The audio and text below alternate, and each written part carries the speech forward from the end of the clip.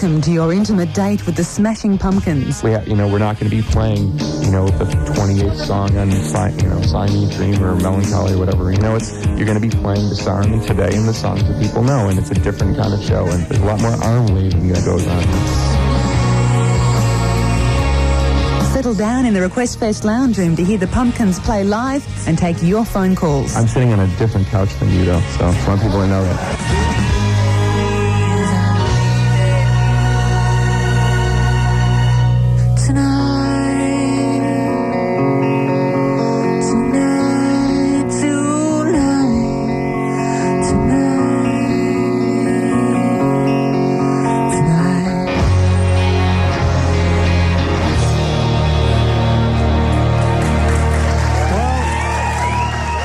Well, welcome to the Request Fest Lounge Room.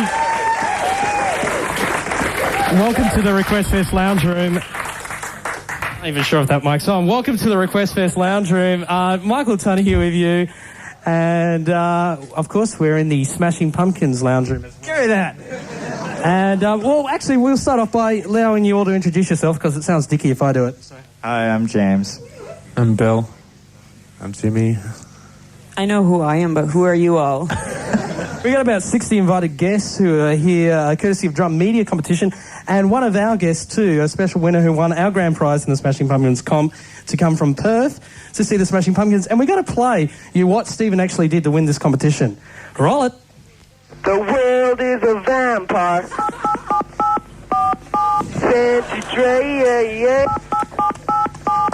Which had to be the most creative entry we had. Stephen, welcome here to the Smashing Pumpkins Request Fest Lounge Room. That's okay. And you've got a question to kick off our little chat here in the lounge room? I do. Hello, Smashing Pumpkins. I'm going to ask you the question that's on everyone's lips.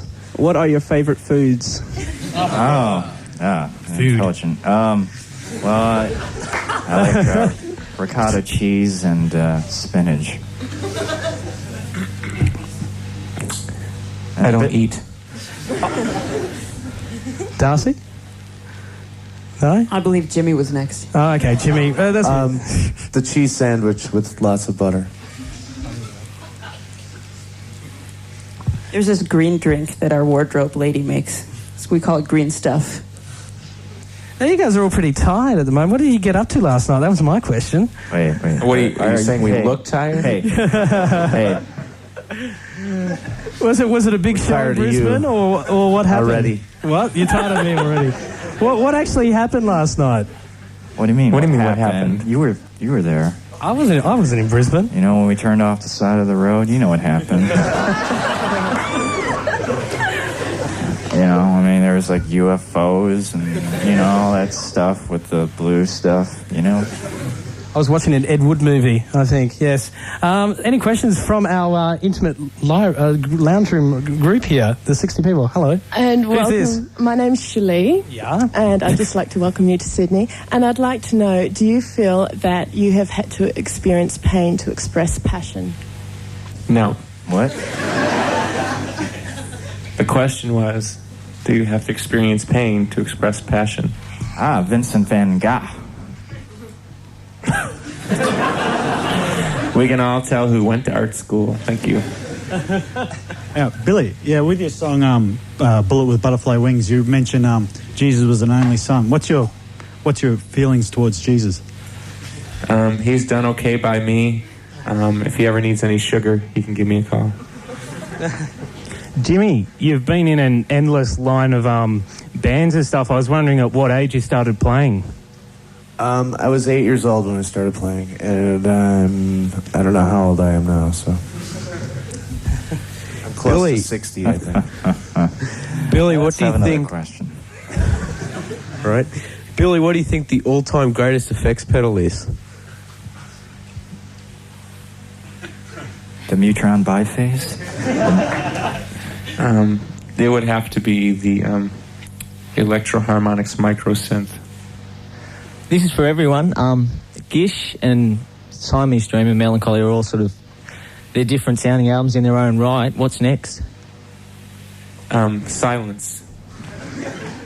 be about an hour's worth of silence. Because we did hear there was this press report out of the US about a month or so ago, quoting you, Billy, as saying that the Smashing Pumpkins will cease to exist as they do now after this tour. What was all that about? Well, that's an often misinterpreted kind of thing that I've been telling people, which is that we feel we've reached the end of the road as, like, you know, the archetypal rock band, and we want to kind of go in different directions and stop playing slave to providing people with the soundtrack to jump up and down to. So, you know, we're going to, you know, because when we started, I mean, you know, the grunge revolution hadn't happened, and being a rock band at that time was considered passé, but we considered it the future of music, and we happen to be kind of correct, and now that future has become co-opted, mimicked, and basically we're competing against bands, you know, under 18, who are basically imitating what bands we used to compete against used to do, you know. So whatever. It's just come to the point where rock music has ceased to be what rock music is meant to be, and the moment that it becomes boring, commercial, and predictable, we don't want to be there anymore. So, you know, we're just going to move on to Smashing Pumpkins Mach 2.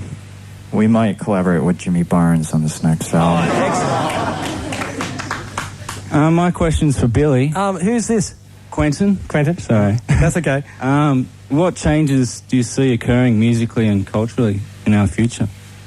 Certainly, I think I see more multiculturalism. I mean, I think even if you look at some of the influence that Australian Indigenous music has had on world music, I mean, I've even seen, we were talking about today we saw Jamiroquai with a didgeridoo, or I don't know how you say that, didgeridoo. I just think that technology and people kind of opening their minds to different forms of music and rhythms, I think the music will become more multicultural.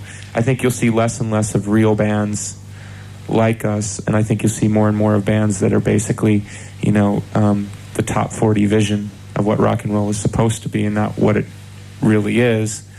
And I think you'll see less and less people can actually play, and more people basically miming to synthesizers. Not that that's necessarily bad, but that's definitely where we're headed.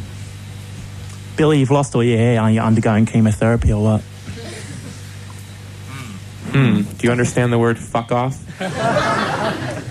Hi, my name's Vince. Is it true that you're going to be animated in an episode of The Simpsons?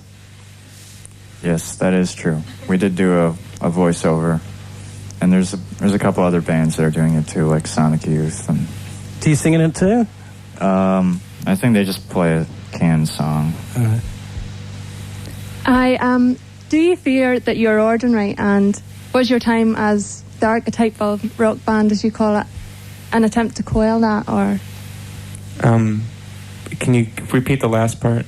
Was your time as the archetypal rock band, as you call it, an attempt to quell that fear, and that Siamese Dream brought you recognition so that you'll be remembered? Now everyone knows who you are. You don't need to be remembered. Yeah, I think we just wanted to rock, really. And I think we wanted to rock in a way that was different, unique, powerful, emotional, and all those bad things. How was that long time in the studio for the making of Melancholy? How was it? I mean, you spent a lot of time in the studio working on the 28 tracks, right? That was actually probably our most relaxed in the studio yet. Yeah. And with two new producers, it was a lot more interesting, a lot more varied. Did it feel a bit like going to work each day if it was for such a long time? Yes. Yeah. But it My was name's good Adrian, work. and I was wondering, what inspirations did the band have? What are your inspirations, like, for other groups? Your admirers, who do you admire? People you idol? Billy Idol? What's wrong with Billy? No, I just heard Dancing with My... What is it? Was that the song name? Dancing with Myself. I heard it outside of a mall, and I was just like, wow, this is rocking. Cool. Brooke's got a question. Hi. Why did you choose Alan Moulder as producer? Is that because you wanted him to bring that whole sort of English My Bloody Valentine scene that he's associated with to your album? That sort of noise? He's a stupid log. That's why we chose him. No, he's, yeah, well, I mean, we do like My Bloody Valentine, and we wanted a sort of, I don't know, a different approach to this album. Just... Yeah, I guess he is Euro. So, yeah, I don't know. He's a good guy. We'll see how many more. He's a couple crazy. more questions squeezed in before we get into the performance. Hi, my name is May. Thank you for allowing us this opportunity. And my question is, Kim Thale from Soundgarden was once quoted as saying the greatest bands are those that are influenced by poetry and film. How much of that does that ring true for you guys? What?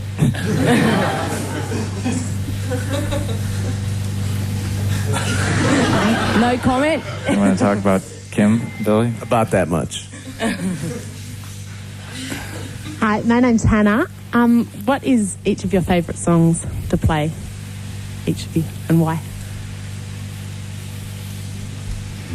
Do we want to go down the Depends castles? on our mood, I think. Could be just about anything. The last song.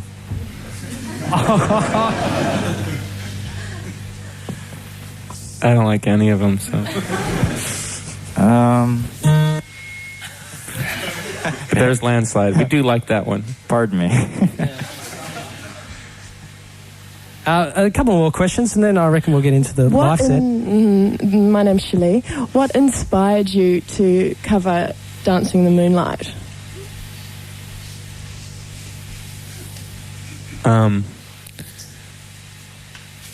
You know, I can't remember, but Sounded really cool. We actually had a vaccine question here, which came from Kath, who said she was from the planet Mars, which makes sense. But she asked, I think it's Billy. She didn't actually name the person in the band. What is the tattoo on your shoulder of? She's seen it, but she hasn't seen it up close enough. That would be to Jimmy. Was it to Jimmy That is instead? Jimmy. Must have been. Didn't say who to. Yeah, it's actually a Sacred Heart. How'd you get it? Was it like a drunken I knocked down night? these or? 3 milk bottles at a carnival. Cool, well, I reckon we'll go to a couple of tracks, and one of those is Landslide, and then Zero from the album, and then we're going to come back for a live performance. You ready to go, guys? I think somebody should ask Jonathan a question. Did anyone introduce Jonathan? This is, no one introduced Jonathan. He doesn't Dance do guru. anything. He just hangs out with us. Comic you know. relief.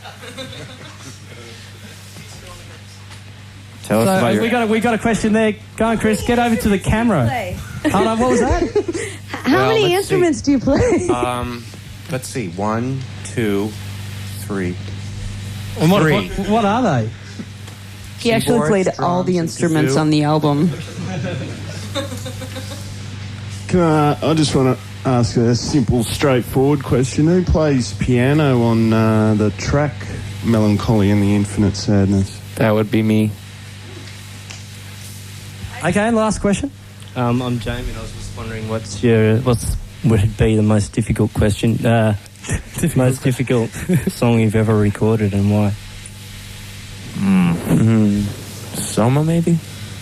That was a pain in the butt. Yeah, probably Soma. How long did it take?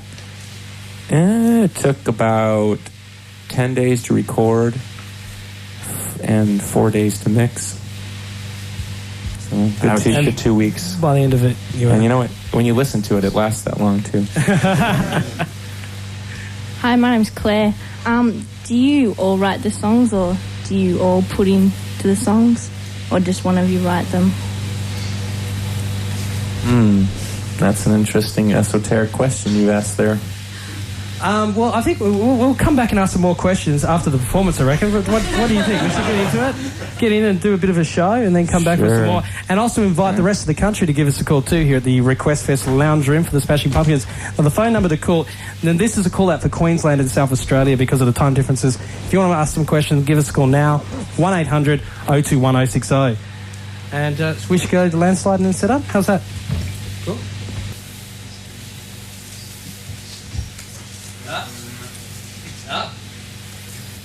Thank you.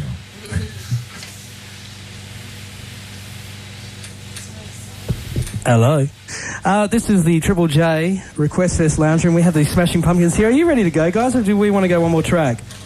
No, we're ready. We're ready to go? Here we go, the Smashing Pumpkins live on Triple J's Request Fest.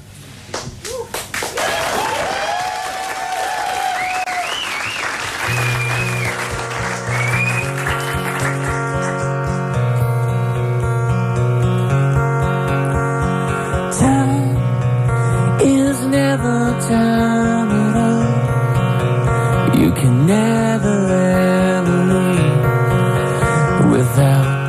leaving a piece of you. And lives are forever changed. We will never be the same. The more you change, the less you feel.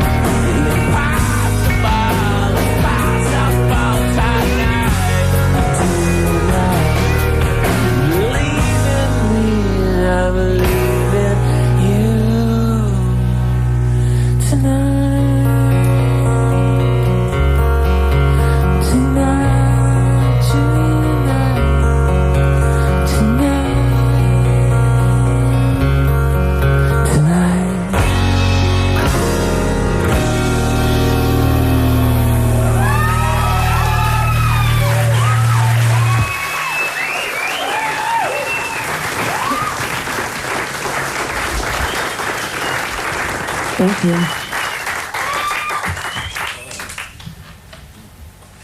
Hello out there on Radio Land. Hi. Hi.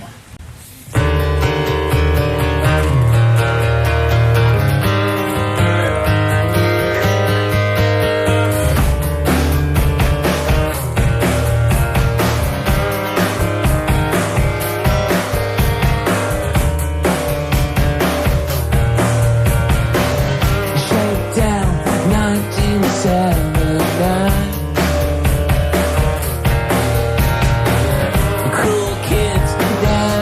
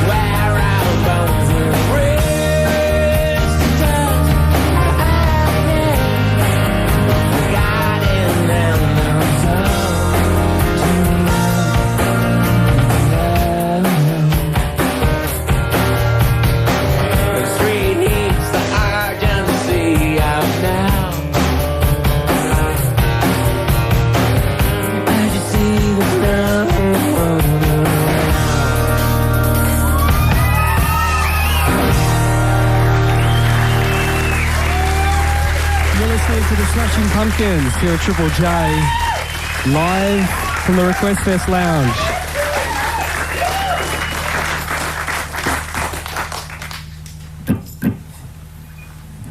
Thank you.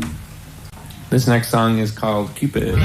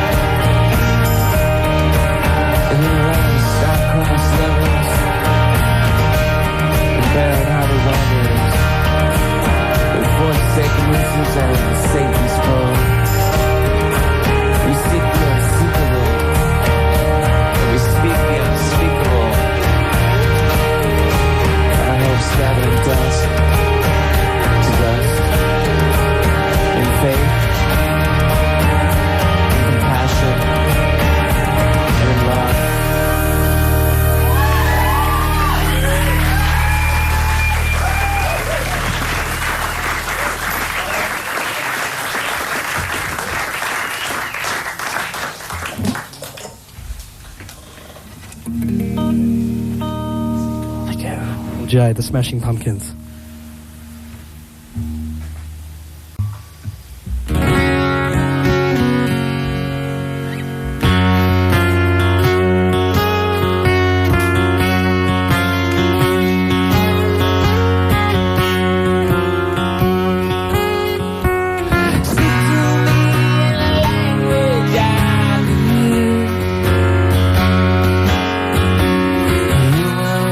Before I had to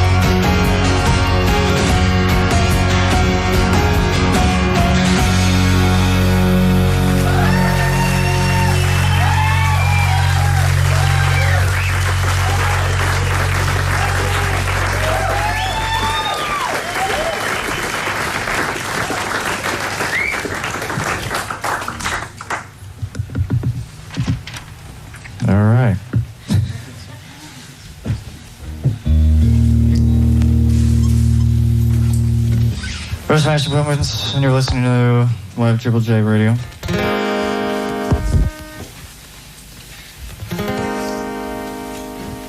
Just thought I'd say something in the silence.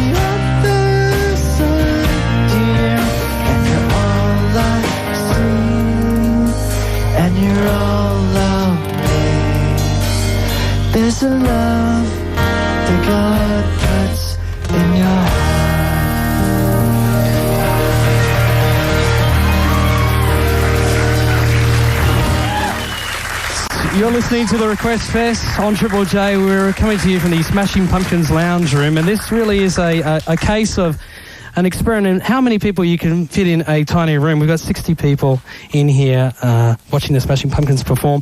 We're also asking you, if you can, to give us a call on 1-800 021 060 right now. If you'd like to ask some questions of the Pumpkins, 1-800 021 060. Take it away. The world is a vampire, set and rain, secret destruction, hold you up to the flame. And why do I get for my pain? Betrayed desire.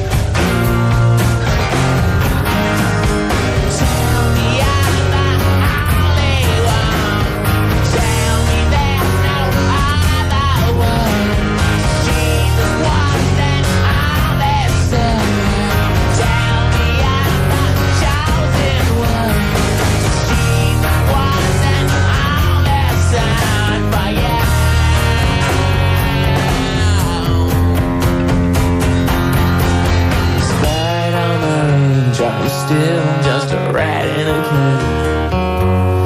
Despite all my rage, I'm still just a rat in a cage.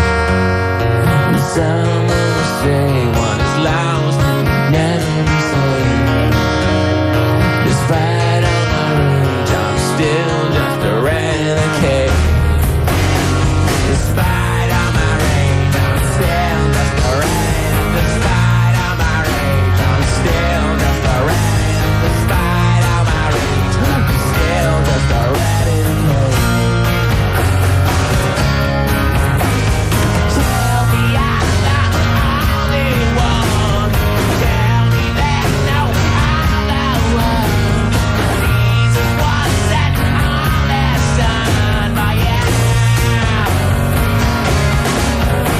And I still believe that I cannot be saved. And I still believe.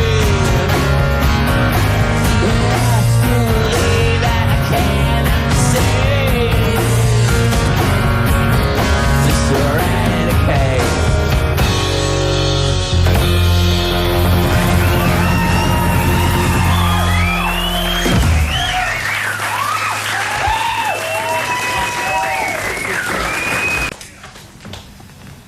You know, in all my years of show visits, I've never seen a crowd like you guys. But seriously, folks. There's another song from our new album, and it's called To Forgive for Nothing Less Than Forgetfulness.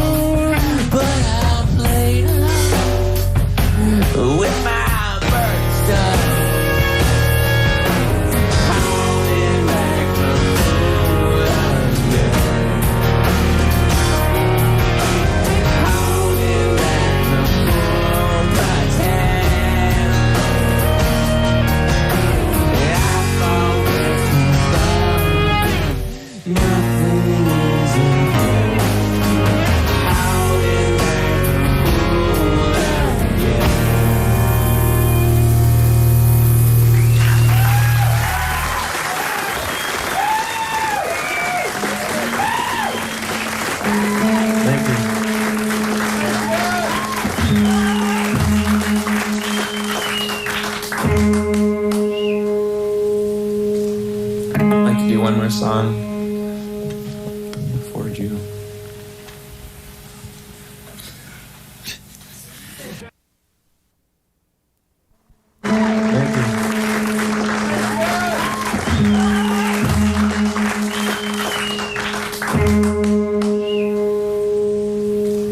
I'd like to do one more song for you.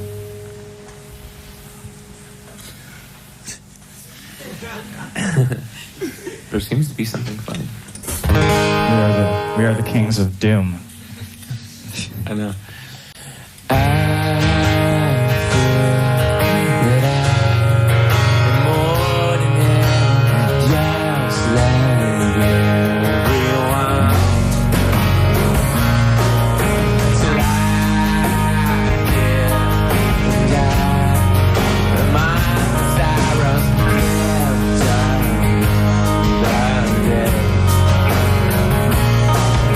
For everything I ever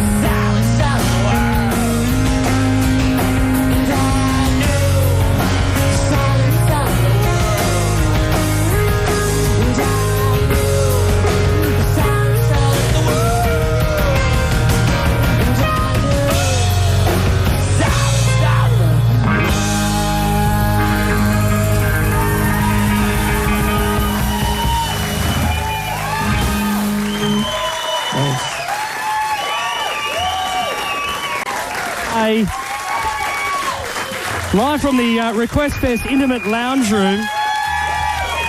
And while James, Jimmy, Darcy and Billy just come back down to the comfy couches, we're asking you now to give us a call on 1800 021 060. If you have any questions for the Pumpkins, we're opening it up for a national press conference, 1800 021 060. Did you like that? Yeah? Our very intimate crowd here enjoying it. Give us a call. In fact, right now, let's take a listen to one of the tracks from Melancholy and the Infinite Sadness, the next US single. It's called Zero. Here at live in the Request Fest Lounge Room. Are you guys squashed? Yeah? Okay, well, we've got James, Jimmy, Darcy and Billy here with us, and we're going to take some calls from around the nation. Is that cool? We go for... well, who's our first one on the phone here? Hello? Hi. Who's that? It's Lisa Crystal. Lisa, what's your question for the Pumpkins? It's for the whole band and Billy in particular. If you could throw it all in to live a normal, anonymous life, would you? Yes. No. What did you say? If you could throw it all in, like not be famous, just live a normal Joe life and, you know, things like that, would you? Wait, let me rephrase that. Only if I had enough money to still just play music. How could you be anonymous then? Oh, well, like the magical rock fairy flies down and grants you 3 wishes, one of them being you could be anonymous. Would you take it? Yeah. No, I mean, we put ourselves in this position, and it's not the worst position to be in. I mean, I kind of look to Kenny Rogers for a lot of things in my life. We call James the gambler. Gotta know when to fold them. That's right. We actually got a few faxed-in questions, particularly from people who went to the second Melbourne concert and the one in Brisbane, asking why you didn't play Disarm. That was a big faxed-in question. Disarm? You just don't like the song anymore, or? no, it's the thing is like, I mean, not to be the proverbial pissant, but people always say, you know, I really like you guys because you are yourselves and you do what you want to do and you're your own band. And so along that line, sometimes we just don't play certain songs. I mean, we're not like the hit parade, you know. So sometimes people get really weirded out if we don't play some song that they know. But that kind of goes against the grain of why they like us in the first place. So we always have trouble understanding that. And we're sorry we didn't play Disarm, but, you know, we also didn't play 68 other songs we recorded too, you know, so. It's true, it's particularly with the really big concerts, there's a lot of pressure on to do that, isn't there? Absolutely. You feel this pressure to play to the fan who's a casual fan as opposed to the fan who's really a full-time fan. And we've tried to pay more attention to the person who's really a fan. You actually got not to say that the person who wanted to hear Disarm isn't really a fan, but the thinking is that, you know, if we were worried about the person who just kind of likes Smashing Pumpkins and just kind of likes Green Day and whomever else, then we would just play all the songs that you know, and we would just say, hi, thank you, goodbye, you know. But that's why we are the Smashing Pumpkins. You could have played some Green Day songs as well. You actually got around this problem I heard in the West Coast of the USA, where you actually gave a short notice for people to come to the concert. So you just announced it in a short notice, so only the fans came. How did that work? Well, we devised a system by which we announced concerts very early, or not too long before the actual concert, and the person had to write their name down or get some kind of voucher, and then they'd have to actually go to the place and get the tickets, and it basically prevented scalping. And we also limited the typical number of record people that want to come, you know, because they're affiliated with the band on a business level. So we knew we were going to be playing places that only held about 1,000 people, and we wanted 990 fans in the shows. We didn't want scalp tickets being sold, and we've also had problems where people sell fake scalp tickets, so people pay hundreds and hundreds of dollars and end up with nothing. So we devised a system that was kind of laborious, but everybody got in the show pretty much. So. And the real fans got in. I think so. I think the response to the kind of, I mean, for us, it's always the great indication of people who are really into the band is not if they know the songs that you would expect people to know, but the songs that are like the songs on the end of albums and things like that, you know. And that's we've always presented ourselves as an album band, and we want people to respect us for everything that we do and not just the songs that they know. And we always hope that the songs that people know will get people to listen to the other songs too. So, were they some of the best concerts you've done? What do you reckon? They were certainly some of the most rewarding.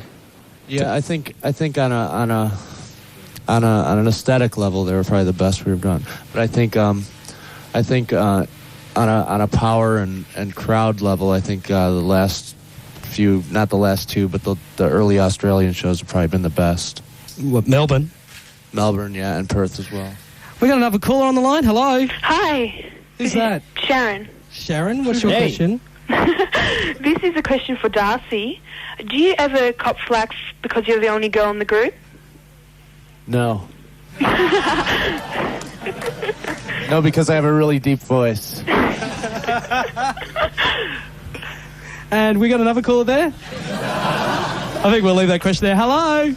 Hi, who's this? This is Paul from Melbourne. Hi, Paul. Hi, I just want to ask James how long he's been playing guitar for. Oh, I don't know. Goes back a while. I don't know, like 10 years, something like that. Oh, really? And did you get my chocolates when you were down in Melbourne? Oh, you're the chocolate man. You know what? You're the crazy chocolate man. Crazy chocolate man. Trace that call. Trace that call. Did you get him? You know what? I never got him. I got the card though. Someone else took 'em. No, those are the chocolates you took to the koala farm and fed them to the koalas. Oh, and that's when the koalas started dropping. He right? freaked out. Right out of the trees. Remember? What about the Grand Prix? Did you go to that while you were down here? What? The Grand Prix. Thank you for the sound effects. Jimmy and I went to the Grand Prix. All right. And Billy and James, happy birthday for later this month. Oh, thank you. Thank you for reminding me that you. Speaking of this, speaking about the Melbourne fans, here Simon in Melbourne faxed us. Apparently, he sang songs to you at the airport. Do you remember this? At Melbourne Airport? Yes, we remember their close-knit harmonies. What did they sing? They rewrote the words to Goodnight as. Actually, I didn't hear it. Oh, Seven's got the lyrics, but they rewrote the lyrics to Goodnight as like goodbye, see you when you come back to Australia again, something blah blah blah. Very nice. Very nice. Simon wanted to ask you if you've seen or heard any good bands while you've been here in Australia. Anything you like locally? No comment. Okay. See, I remember. Well, no. Never mind. Go ahead. Did you like the Def FX? Your support across the tour? Yeah. Well, what? We wouldn't have them if we didn't like them. Who else have we got on the phone here? Hello. Hi, this is Tess, and I'm calling from Adelaide. Hi, Tess. Okay, hi. My question was, when you write your songs, you've always got feelings going through your body and your mind, and I was wondering, do those feelings come out when you're on stage? Like, really? Do you ever, like, take your aggression out on your instruments and that? Oh, yeah. I understand what you're asking. A lot of people actually are always curious about that, about how much of this actual song translates to when you're playing live. Yeah. It's kind of a weird thing because with the difference of emotions that we play in a normal concert, it would be hard to feel all those emotions in one concert. Yeah. So I would say that you probably, on a given night, there's about 2 or 3 songs that really hit home to me or make me feel something really heavy or feel a lot to me. Which ones would they be? Well, that's what I'm saying. It's different every night. You know? Are you calling from a telephone booth by any chance? Yeah. I thought so. Yeah, don't We have can a hear the phone. cars. Sorry. Okay, I saw your concert live in Adelaide. I'd just like to say it was really good, except I got punched out by the security guards, so I had to go into casualty for a bit. I've had a similar thing happen to me, so I feel bad for you. Thank you. And James, you're a really good guitarist as well. You're my favourite. Oh, thank you.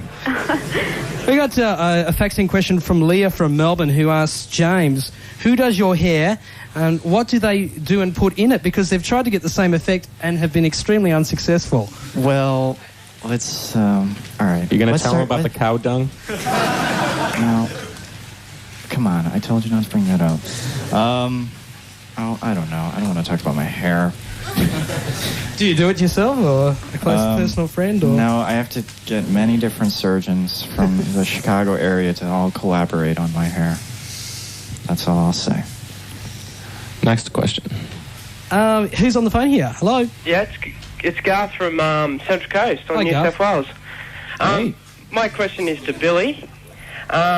what do you think of Australian music, and what is some of your favourite Australian bands? We've already done this question. You got anything else? Do you have any family, and what do they think of the music that you're making?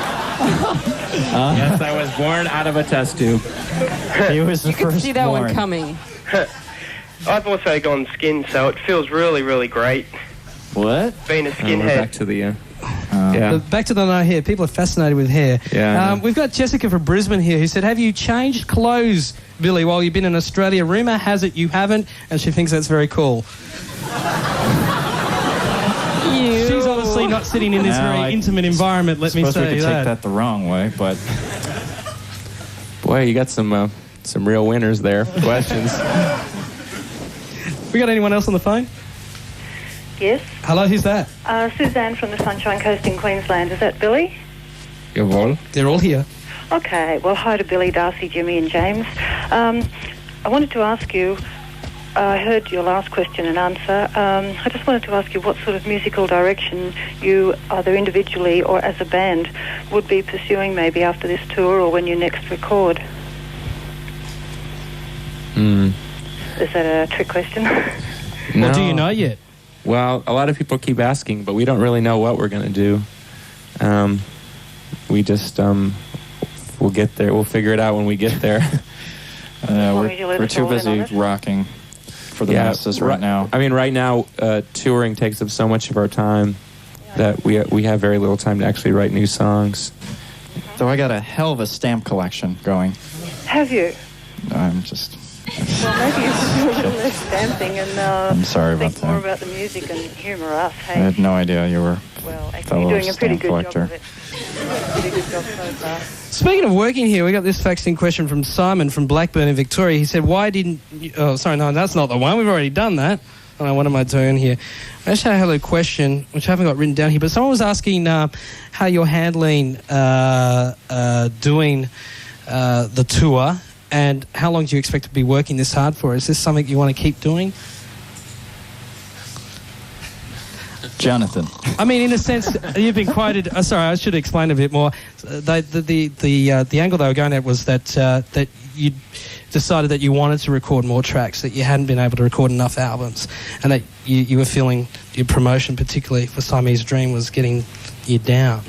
Would you prefer just to tour and record and not all that other in-between MTV kind of stuff you have to do, like this? Well, Come to think of it.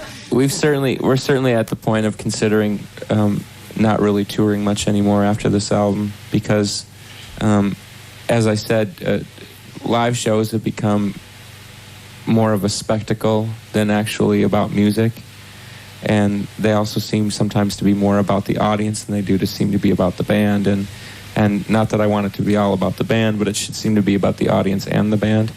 And sometimes, like I said, we just feel like we're the soundtrack for somebody's, teenage wet dream mosh pit excitement. And we also feel kind of that we're also hampered creatively by the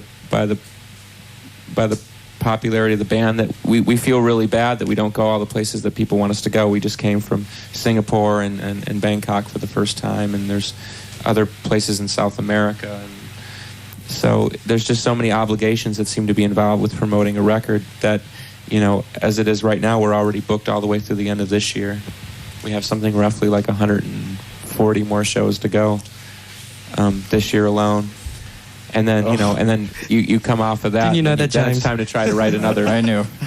Write another record. So, and we really enjoy playing live, but there's just a point where it seems like generationally we've kind of lost our touch with what going to see a live band's about it, and I don't know if I necessarily want to always participate in that. I still think it's viable and very viable in Australia because I think people in Australia still enjoy a good rock concert. And what I'm saying, I'm speaking generally because we found this to be the problem in a lot of other parts of the world. Well, at home? No, at home still decent, but it's getting worse by the hour. Well, what do they want then? They want MTV. They want spectacle. They want, they want explosions. They want people lip syncing. They want Michael Jackson, looking like a messiah with his arms outstretched. I don't know. But they want Jarvis Cocker going on stage and giving him the finger more, but... Yeah, I mean, we feel really forced to either be like a band that consistently plays rock song after rock song after rock song to provide a soundtrack for people to jump up and down to, or we basically need to put on a show, be entertaining. I feel like sometimes we need dancers or something. And James can only mambo so much. I try my best. We got another caller there. Hello. Yeah, it's Andrew from Sydney calling. Hi, Andrew. How are you? Good. Looking forward to seeing you guys tomorrow night, by the way. Thank you. All right. My main question is there any chance on God's earth that you'll release your new record on vinyl? Yeah, actually, we're working on it right now. Really? There'll probably only be about 5,000 copies, though. Okay, and how do I get an advance order in then? I don't know.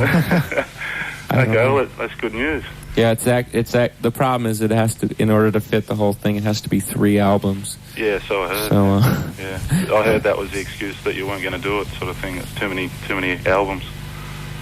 But you're doing it, so that's good. Yeah, a lot of people seem to want some vinyl to come out. Basically, the hold-up has just been the artwork, because we're trying to make a nice package that's different from the CD. Yeah, great. Well, your previous stuff on vinyl was excellent anyway. Thank you very much. Yeah. Does it actually make any difference? I mean, it's mastered off a digital recording anyway. Does it actually make essentially a difference if it's on vinyl? Absolutely. Yeah. Absolutely. Okay. There's another caller there. Hello. Hi. Who's that? Hey.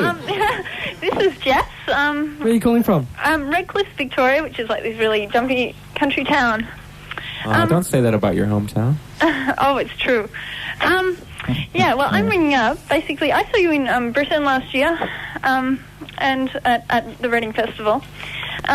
First of all, I was really surprised by the way, Billy, you kept showering the crowd with sort of cries of "God bless you," and you were sort of singing these new lyrics that were going like "God is empty," and I was like, "Whoa, what is this?" I wasn't sure whether you were like serious or you were sort of pulling the piss.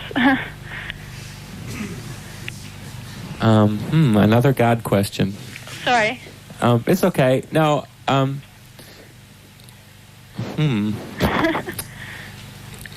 lot of people seem to be kind of mystified by, like, the religious stance of the band, or my religious stance. Yeah, definitely. Which kind of seems curious to me, but to answer your question, I just feel that the world basically revolves around love and not love. The opposite of love is not hate, it's not love.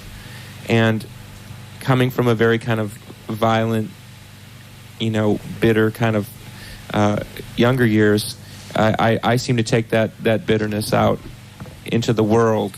And for a while I felt like I was an agent of just more bitterness, and now I want to be an agent of more positivity.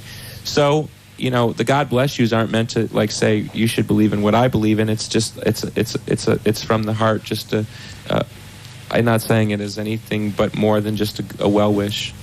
Yeah. So, and that's all I mean, and that's all I believe in, is that we're all on the same planet, and just because we're on stage doesn't make us any better than anybody else.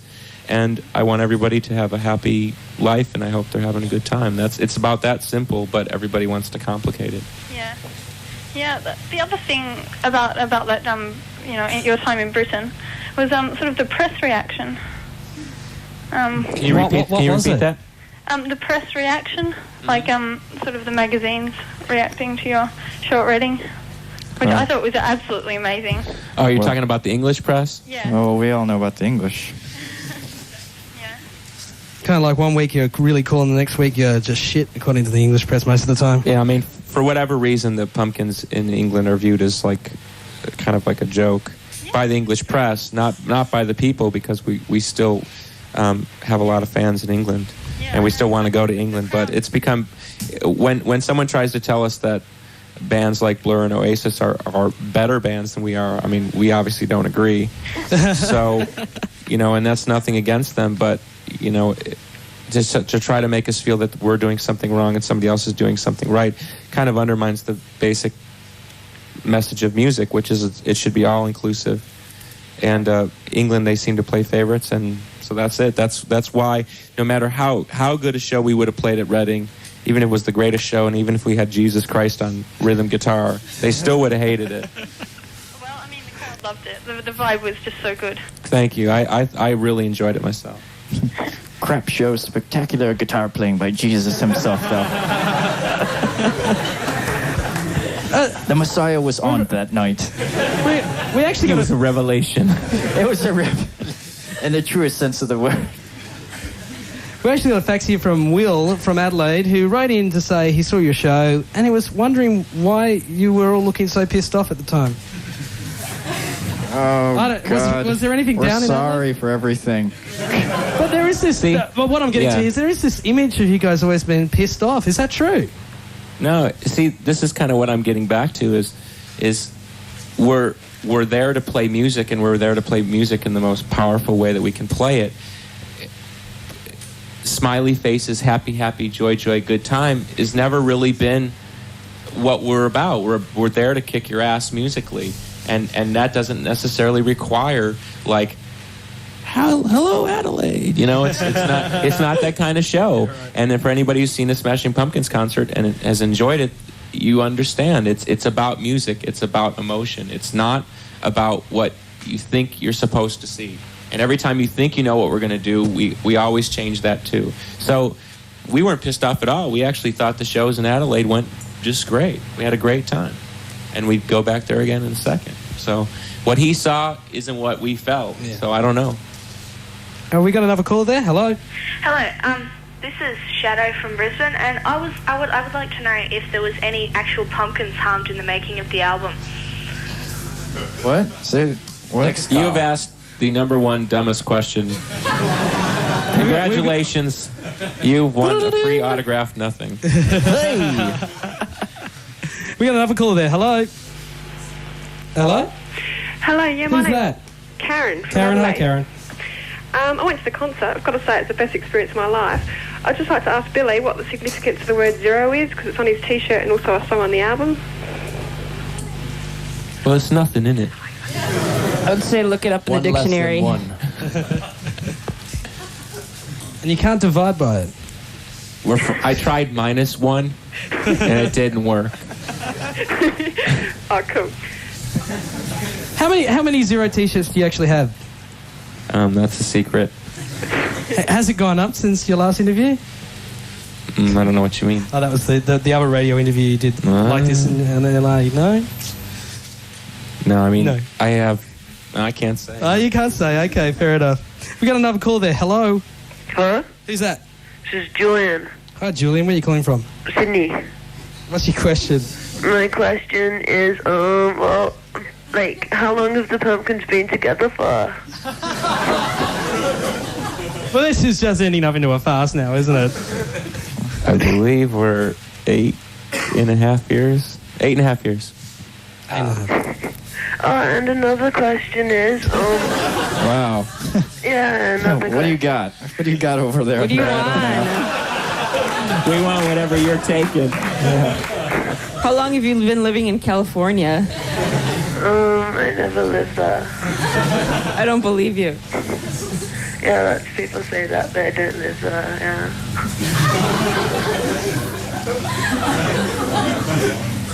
Is that it? Catch you later. Well, thanks a lot, the Smashing Pumpkins, for coming in. It's getting damn hot under these lights and in this intimate lounge environment. The 2 Sydney shows to come. What else is on the... what are you doing next, basically? 3 shows, sorry, that's right, 3 shows. More Are you going back to the States? No, we're going to New Zealand. Right. We got some New Zealanders in the house. Raise your hands. Just one? No, we got 2. We got 2 New Zealanders. Okay. Boy, it's a shame your cricket team lost there the other night. You into cricket? Yes, I am into cricket. I really like it. I have to admit, I really like it. Do you get much chance to watch it in Chicago? There's absolutely no cricket shown in America. You would like never zero. You None. would never see that in America. Okay, we'll have a good time in New Zealand, and thanks for coming here to our intimate lounge room tonight. Thank you. All right. And I thought we'd go off with one more track from the Melancholy and Infinite Sadness CD. How about we do Ode to No One? Thanks a lot to the Smashing Pumpkins.